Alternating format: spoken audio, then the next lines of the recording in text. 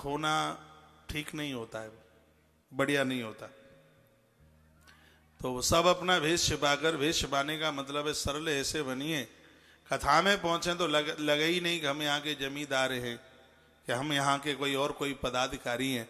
ये लगे कि इस पांडाल में जितने भी लोग बैठे हैं सबसे छोटे हम ही हैं। और छोटे बड़े फायदे में रहते हैं। घर में भी जो सबसे छोटे हैं मम्मी पापा भी उनका ध्यान ज्यादा रखते हैं।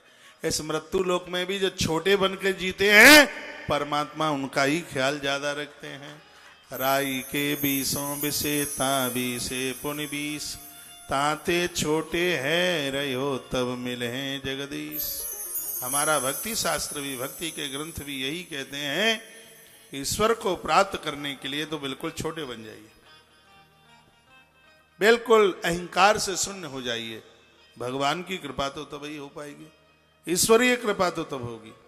तो यहां इतने महात्मा आए, छिप छिप करके आ रहे थे। किसी को अपनी तपस्या का, तप का कोई घमंड ही नहीं था उन्हें। भृगुर वशिष्ठ चवनश गौतमो मेधा तितुर्देव देवरातहु रामस्तथा गात सुतश शाकलहु मृकंड पुत्र त्यज पिप्पलादः। इतने महात्मा, इतने गुरुजन चल करके आए। कथा सुनने के लिए गंगा का किनारा था। हरिद्वार की धरती पर एक बहुत बड़ा संगम होने को जा रहा था। भीड़ बहुत भारी लगी हुई थी और इधर सनत कुमार कथा का गायन कर रहे थे। सनत कुमार संयमी पुरुष हैं। ये तो लंबी उम्र में भी हमेशा 5 वर्ष के ही दिखाई देते थे। जिनके पास संयम होता है वह लोग जल्दी बूढ़े नहीं होते, और जिन्होंने संयम खो दिया है वो तो बूढ़े से ही है। उनको बूढ़ा होने में कितनी देर लगेगी, कितना समय लगेगा। तो ये तो बड़ा संयमित, सबसे पहले धरती का प्रथम अवतार है सनत कुमार। परमात्मा के जो 24 अवतार हुए उसमें सबसे पहला जो अवतार है वो सनक सनंदन सनातन सनत कुमारों का ही है। ईश्वर सबसे पहले महात्मा बन के आया धरती पर, और जिन्होंने ब्रह्मचर्य धर्म का प्रचार किया, संयमित धर्म का उन्होंने प्रचार किया। कथा आरंभ होने लगी, शुरू हो रही थी कथा। कथा की महिमा बता दी। का सदा शिव्या सदा। थोड़ा सा समय और दे दो, मुझे पता है कि आपको रोटियों पर बेलना चलाना है जाके, मालूम है मुझे कि आपको रोटी वोटी बनानी है। आज ही की तो बात है, कल से तो टाइम में परिवर्तन है तो आपको कोई दिक्कत ही नहीं होगी।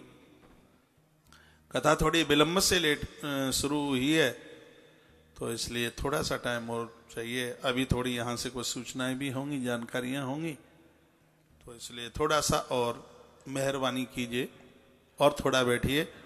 हाथी को बांधना सरल है, श्रोताओं को जकड़ करके रखना बहुत कठिनाई की बात है। हाँ, श्रोता नहीं बंधता किसी।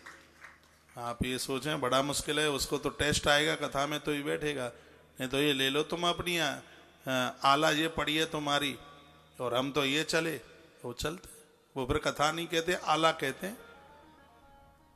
आप बैठे हैं भगवान की कथा के लिए बैठे हैं।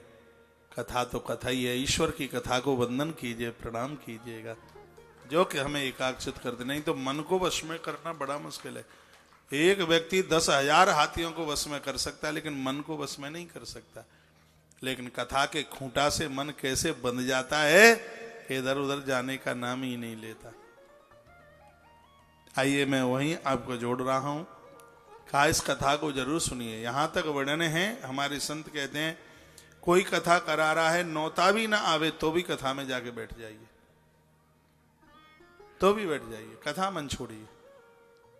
भगवान की कृपा से ये सौभाग्य मिला है, इसमें निमंत्रण का इंतजार नहीं। नगर मोहल्ले गली में कहीं भी कथा।